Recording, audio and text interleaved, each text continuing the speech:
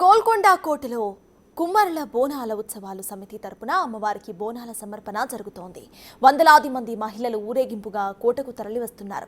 డప్పు చప్పుళ్ల సాంస్కృతిక కార్యక్రమాలు, శివశక్తుల సిగాల మధ్య ఊరేగింపుగా మహిళలు బయలుదేరారు. పూర్తి డీటెయిల్స్ మా ప్రతినిధి అంజుమా అందిస్తారు. బోనాల జాతర అనగానే మనందరికీ గుర్తొచ్చేది పోతురాజుల విన్యాసాలు. బోనాల సమయంలో పోతురాజులు ప్రత్యేక ఆకర్షణగా నిలుస్తూ ఉంటారు. మనతో పాటు పోతురాజులు ఉన్నారు. మరి వాళ్ళ వేషధారణకు సంబంధించినటువంటి ప్రాముఖ్యతను గురించి వారి మాటల్లోనే అడిగి తెలుసుకుందాము. నమస్తే అన్న, బోనాలు వచ్చినాయి అని అంటే ముందుగా గుర్తొచ్చేది పోతురాజులు, మీ విన్యాసాలే గుర్తుకొస్తూ ఉంటాయి. ఒక్కసారి మీ వేషధారణ గురించి చెప్పండి. ముందుగా ఆషాఢం మాసం బోనాల శుభాకాంక్షలు భక్తులకు అందరికీ తెలియజేయంగా ఆ అమ్మవారి ఆశీస్సులు ఎల్లవేళలు అందరి తలపైన ఉండాలి. గోల్కొండ లోపల ఆషాఢ మాసం మొదలయ్యింది. హైదరాబాద్ బోనాలు మొదలైనవి. హైదరాబాద్ బోనాలు అంటే ఎందరికి ఎంతో ఇష్టం కాబట్టి ఈ బోనాల సందర్భం ఏంటంటే పోతరాజులు ఎందుకుంటారు అంటే ఈ బోనాలు అమ్మవారు సమర్పించుకుంటాం కాబట్టి 7 అక్కజెల్లెళ్ళు ఆ అమ్మవార్లకు ముందర తమ్ముడు ఆడుకుంటా పాడుకుంటా తీసుకొని పోవాలి. రంగరంగ వైభవంగా దుష్టశక్తుల దయ్యాల భూతాల పారగొట్టుకుంటా ఆ పోతరాజు ఆడుతూ పాడుతూ బాజా భజంత్రీలతోటి అమ్మవారికి కిలబోనం సమర్పించుకుంటామమ్మ. ఎన్ని ఏండ్ల సంధి మీరు ఈ పోతురాజు వేషం అనేది ధరిస్తున్నారు? నేను వేషధారణ ఏవాటి పోతరాజు వేషము గత 15 సంవత్సరాలు అవుతుంది. 15 సంవత్సరాలు. ఈ వేషధారణ పూర్తిగా వేసుకోవడానికి ఎంత సమయం పడుతుందన్న? ఈ వేషధారణ వేయాలంటే 1 గంట సేపట్లో కూడా వేసుకోవచ్చు.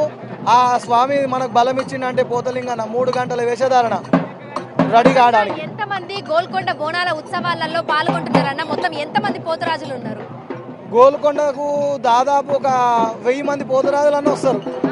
ఆషాఢం అయిపోయే వరకు 1000 మంది వస్తారు పోతరాజులు అయితే.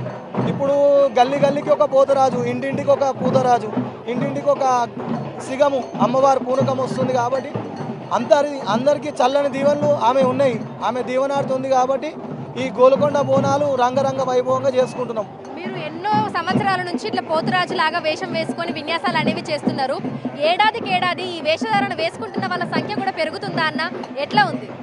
ఈ పోతరాజు చేసిన వాళ్ళకు అందరికీ మంచిగా అవుతుంది చెప్పి ఇంకా సంఖ్య పెరుగుతుంది కానీ తగ్గుతలేదు. ఇంటింటికి ఒక పోతరాజు అయితే అయ్యిండు. అమ్మవారి దీవెనలు మన మీద ఉంటాయంటే ఏదైనా చేస్తాం కదా, అట్లా మాకు బలం ఇస్తుండు ఆ స్వామి, బలం ఇస్తుండు. అప్పుడు గరీబ్ పరిస్థితి ఉండే, ఇప్పుడు ఉన్నంత స్థాయికి వస్తున్నారు పోతరాజుల సంసారాలు కూడా. కాకపోతే ఏంటంటే అమ్మవారి దీవెన మన మీద ఉండాలి. ఉన్నంత స్థాయికి వచ్చినా లేనంత స్థాయికి ఉన్నా ఆయన సేవ చేసుకోవాలి, అమ్మవారు సేవ చేసుకోవాలని ప్రతి ఒక్కరూ పోతరాజు వేషం వేస్తారు. అన్న, ఇప్పుడు మీది ఉంది కదా, ఇది కొరడా అంటారు కదా, దీన్ని ఏమంటారు? చాలా మందికి మీరు దీంతో ఆశీస్సులు కూడా ఇస్తూ ఉంటారు కదా, చాలా మందికి వీపు మీద కొడతా ఉంటారు కదా, ఒకసారి దీని గురించి కూడా చెప్పండి. ఇది పోతరాజు ఎంబడుండే వీరగోల. దయ్యాలని భూతాలని ఏమున్నా దుష్టశక్తులని పారగొట్టడానికి ఈ వీరగోల వేసుకొని నాట్యం ఆడుకుంటా తాండవం ఆడుకుంటా వచ్చిన భక్తులను దీవించాలని చెప్పి ఏమన్నా దయ్యం భూతం ఉన్నా పారెళ్ళిపోవాలని చెప్పి ఈపు లోపల కొడతాం. వాళ్ళకి ఏమున్నా దయ్యం అనేది భూతం అనేది పారిపోతుంది. కొందరు చిన్నపిల్లలు ఉలికి పడడము, నిద్ర పట్టకపోవడము, భయము బుగులు అయిన వాళ్ళకు వీరగోలతోటి కొడితే ఎలాంటి దుష్టశక్తులున్నా పారిపోతాయి. పొద్దుగాల సంధి రాత్రి దాకా మీరు ఉంటారు కదా, అలసట అనేది లేకుండా బోనాల ముందు మీరు విన్యాసాలు చేసుకుంటా పోతారు. అంత శక్తి ఎట్లా వస్తుందన్న మీకు? మేము తినకుండా అమ్మవారి దీవెన మన మీద ఉంటుంది. అమ్మ అంటే కన్న తల్లితో సమానం. అమ్మ అంటే కన్న తల్లితో సమానం. ఆమె ఎలాంటి ఆకలైనా ఆమె చూసుకుంటుంది.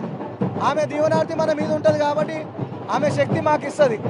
మాకు తిననికే తిండి లేకుండా ఎలాంటిది ఉన్నా కానీ ఆకలి కానియదు, దూపలు కానియదు వేషధారణ వేసుకుంటే. 7 అక్కలకి ఒకే ఒక్క తమ్ముడు పోతురాజు.